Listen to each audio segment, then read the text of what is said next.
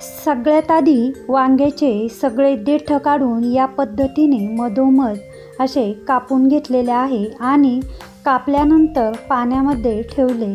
आता पाण्यामध्ये काढून स्वच्छ असे पुसून घ्यायचे, म्हणजे त्यामध्ये पाणी अजिबातही शिल्लक ठेवायचे नाही।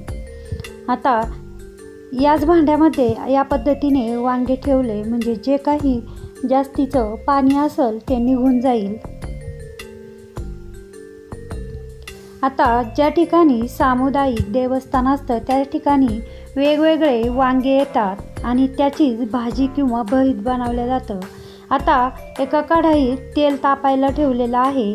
आता हे तेल आपल्याला एवढं लागणार नाही, फक्त आपल्याला यामध्ये वांगे तळून घ्यायचे आहे।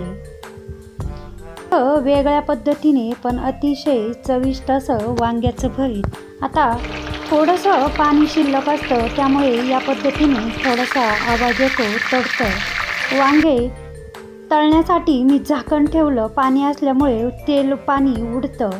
आता वांगे फक्त 2 मिनिटातच तळून झालेलं आहे। झाकण ठेवून तळून घेतले म्हणजे तेलही उडत नाही।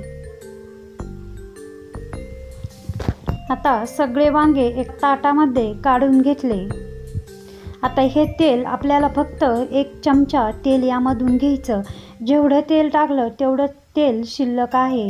आता एकदम छान असे वांगे शिजले गेले, म्हणजे तळ गेलेले आहे।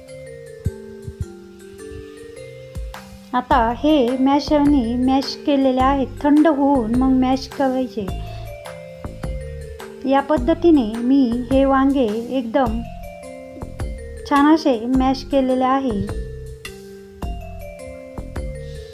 आता तिचं सीजन म्हणलं की पालेभाज्या खूप अशा असतात। आता वांगेसट नवीन वांग, नवीन कांदा असं देवाला जाताना, खंडोबा देवाला जाताना नेतो। आता कांदे हा सीजन म्हणजे कांदे लागवडीचाही आणि लाल कांदे निघण्याचाही सीजन असतो, म्हणून नवा कांदा आणि वांग असं घेऊन जातात आणि त्याचीच भाजी नैवेद्यासाठी भरीत बनवलं जातं। आता 1 चमचा तेल कढईत ठेवलं, त्यामध्ये 1 चमचा मोहरी टाकली, 1 चमचा जिरं टाकायचं। ते छान फुललं की ही कांदा आणि पात असं सोबतच कापलेला आहे, म्हणजे जो कवळा कांदा असतो पातीसोबत तोही कापलेला आहे, ते तेलामध्ये शिजून घ्यायचा।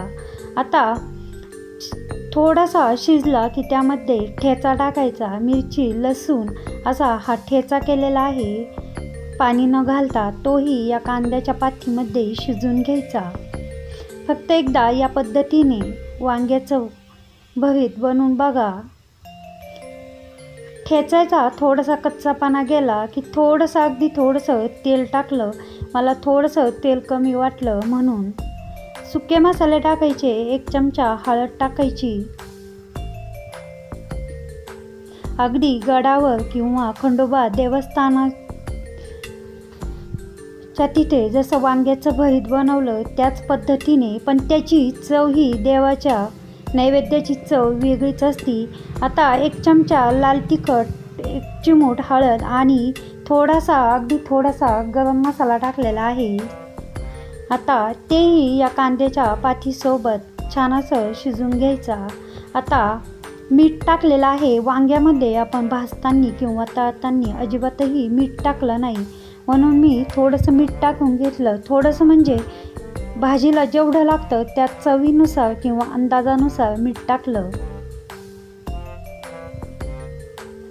आणि आता कांद्याची पात शिजण्यासाठी पाणी टाकलेलं आहे, कारण वांगे आपण तळून घेतलेलं आहे।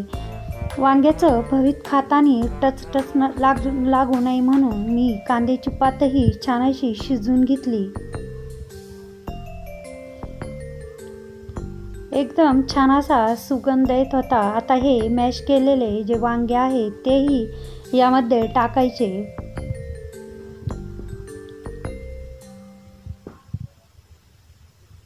यामध्ये वांग्यामध्ये मोठे मोठे घेतले होते, पण अजिबातही बी नाही, म्हणजे कवळे वांगे होते।